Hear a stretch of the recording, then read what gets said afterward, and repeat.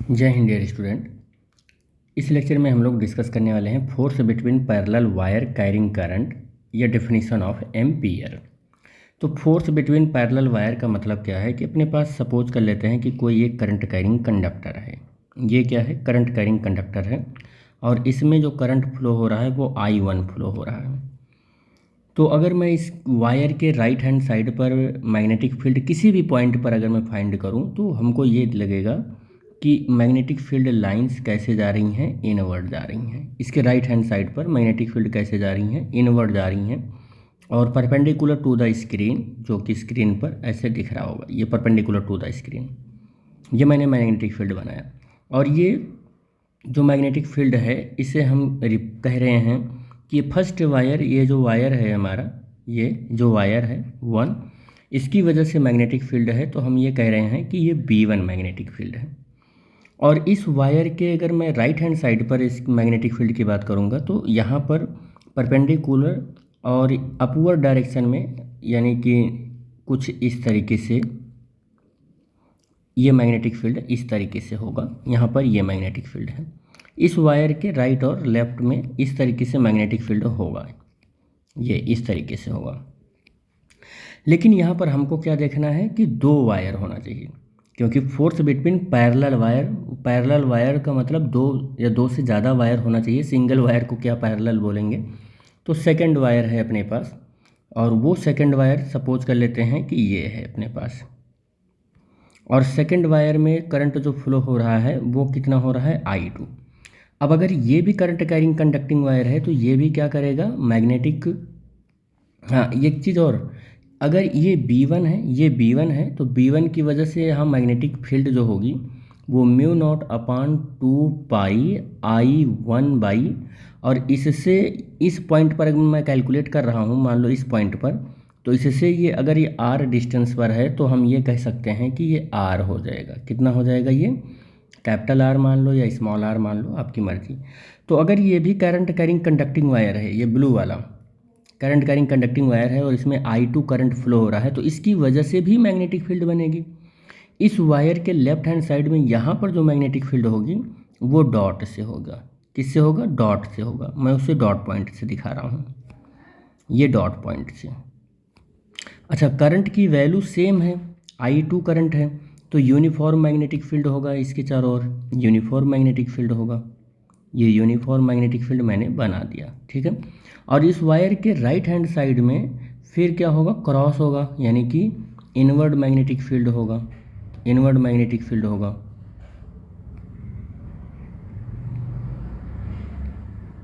ये inward magnetic field होगा, ये इनवर्ड मैग्नेटिक फील्ड है और ये क्या है? आउटवर्ड है, ये आउटवर्ड है ये। अच्छा, ये जो मैग्नेटिक फील्ड होगा इसको हम क्या कहेंगे? इस वायर को अगर हम 2 कहेंगे तो ये B2 हो जाएगा और B2 की वैल्यू कितनी हो जाएगी? μ0/2π, μ0/2π और I2/R हो जाएगा, क्योंकि ये इससे अगर R डिस्टेंस पर है तो फर्स्ट वायर से सेकंड वाला R डिस्टेंस पर है तो सेकंड वाला वायर भी फर्स्ट से R ही डिस्टेंस पर होगा। मैं अगर कहूँ कि इस मैग्नेटिक फील्ड की वजह से B1 मैग्नेटिक फील्ड के अंदर कौन रखा है? I2 वायर रखा हुआ है, I2 वायर रखा हुआ है, तो इस पर फोर्स कितना लग रहा है? तो F2 पर, यानी कि हम कह सकते हैं सेकंड वायर पर कितना फोर्स लग रहा है?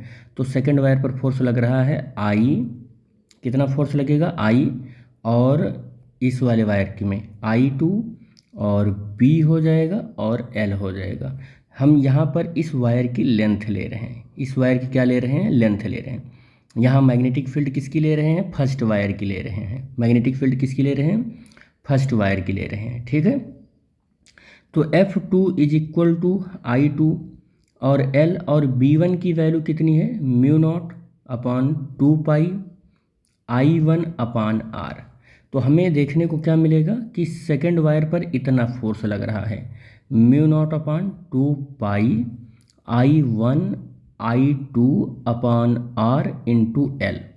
तो पर यूनिट लेंथ पर देखें कितना फोर्स लगेगा, तो F2/L = μ0/2πI1 I2/R इतना फोर्स लगेगा सेकेंड वायर पर फर्स्ट वायर की मैग्नेटिक फील्ड की वजह से, यानी कि this is the force per unit length. Force पर लेंथ, यूनिट लेंथ कह सकते हैं या लेंथ भी कह सकते हैं, लेंथ, ठीक है, ऑफ सेकेंड वायर, ये सेकेंड वायर के ऊपर है, ठीक है। विच इज प्लेस्ड, जो कि कहाँ रखा हुआ है, which is placed in first magnetic field, ठीक है। प्लेस्ड मैग्नेटिक फील्ड ऐसे लिख लो, magnetic field of first wire के मैग्नेटिक फील्ड में जो रखा है। अच्छा, अब सेकंड के लिए देखें, सेकंड वायर की मैग्नेटिक फील्ड में फर्स्ट वायर रखा हुआ है, तो अगर इसकी वजह से हम फोर्स देखें तो F1 फर्स्ट पर कितना फोर्स लगेगा, तो IBL होता है, I1 B2 और L हो जाएगा, क्योंकि ये तो सेकंड वायर की मैग्नेटिक फील्ड में रखा हुआ है और इसमें I1 करंट फ्लो हो रहा है। तो यहाँ पर अगर मैं देखूँ तो F1 is equal to I1 और B2 की वैल्यू है μ0/2 I2/R इंटू स्मॉल l। तो F1/L is equal to μ0/2 I1 I2/R, ये हो जाएगा। तो यहाँ पर जो मैग्नेटिक ये फोर्स आया, ये कौन सा फोर्स है, ये फोर्स पर यूनिट लेंथ ये भी है, यूनिट लेंथ ये भी है, और ऑफ फर्स्ट वायर है ये, लेकिन ऑफ फर्स्ट वायर है, फर्स्ट वायर पर फोर्स पर यूनिट लेंथ है ये, ठीक है। जो कहाँ पर रखा हुआ है, तो विच is placed in magnetic field of second wire, जो सेकेंड वायर की मैग्नेटिक फील्ड में रखा हुआ है, ठीक है। तो हम ये देख रहे हैं कि ये वैल्यू जो F1/L है, F2/L है, वो μ0/2 I1 I2/R के इक्वल है। और ये जो ये वायर, फर्स्ट वायर, इस पर फोर्स लगा रहा है सेकंड वायर पर, और ये फोर्स इधर की ओर है। आप फ्लेमिंग लेफ्ट हैंड रूल से कैलकुलेट करो, तो ये फोर्स इधर की ओर है, और ये वायर इस पर जब फोर्स लगा रहा है तो ये इधर लगा रहा है। इसका मतलब हम ये समझ गए हैं कि जब I1 और I2 दोनों सेम डायरेक्शन में करंट रहेंगे तो यहाँ पर दोनों वायर अट्रैक्ट होंगे। क्या होंगे, ये अट्रैक्ट होगा, यानी अट्रैक्शन का फोर्स होगा। और आप अलग अलग करके देख लो करंट का डायरेक्शन, I1 और I2 डिफरेंट डायरेक्शन में रहेंगे तो ये रिपल्सन का फोर्स होगा। किसका फोर्स होगा, रिपल्सन का फोर्स होगा। अगर अट्रैक्शन का फोर्स होगा तो दो वायर कुछ इस तरीके से अट्रैक्ट होंगे, इस तरीके से अट्रैक्ट हो जाएंगे, ये अट्रैक्शन का फोर्स होगा। I1 और I2 ऐसे रहेंगे तो ये अट्रैक्ट हो जाएगा। और अगर दो वायर हैं अपने पास,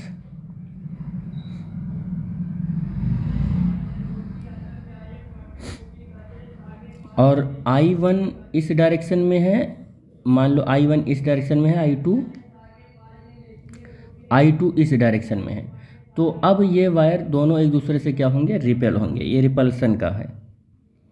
तो दोनों वायर में अगर करंट का डायरेक्शन डिफरेंट होगा तो रिपल्सन का फोर्स, और सेम डायरेक्शन में होगा तो अट्रैक्शन का फोर्स। और फोर्स कैसे लगने वाला है, वो इस तरीके से लगने वाला है। इस फार्मूले को, इसे एम्पियर फार्मूला भी बोलते हैं। और अगर मुझे डेफिनेशन देना हो या इस इक्वेशन को हम कुछ इस तरीके से लिखें, μ0/2 I1 I2/R, इस तरीके से अगर हम लिखें तो इस यहाँ से हम एम्पियर की डेफिनेशन भी दे सकते हैं। तो I1 और I2 को हम 1 कह दें या I ही कह दें, I कह दें। और इस कंडीशन में हम ये देखेंगे कि F/L इज इक्वल टू μ0/2 और I²/R, ये फार्मूला कुछ इस तरीके से बनेगा, ठीक है। और R की वैल्यू अगर मैं 1 मीटर ले लूँ, और μ0/2 की जो वैल्यू है वो 2 × 10⁻⁻7 ले लूँ, तो F/L की वैल्यू देखो कितना आ जाएगा, 2 × 10⁻⁻7 ये आ जाएगा। और I की वैल्यू भी 1 ले लूँ, 1 एम्पियर ले लूँ, तो तो इंटू 1/r और F/L की जो वैल्यू होगी 2 × 10⁻⁻7 हो जाएगा और ये न्यूटन अपॉन मीटर आएगा। ठीक है, तो हम डेफिनेशन अगर देना चाहेंगे तो डेफिनेशन 1 एम्पियर का क्या देंगे कि 1 ampere is the current which when flowing in each of two infinitely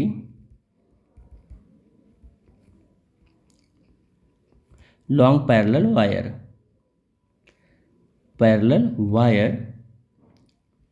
1 meter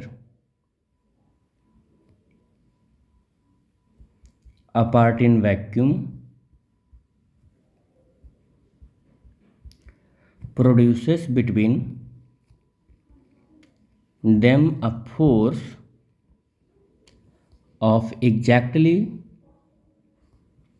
2 × 10⁻⁻7 Newton पर मीटर ऑफ लेंथ।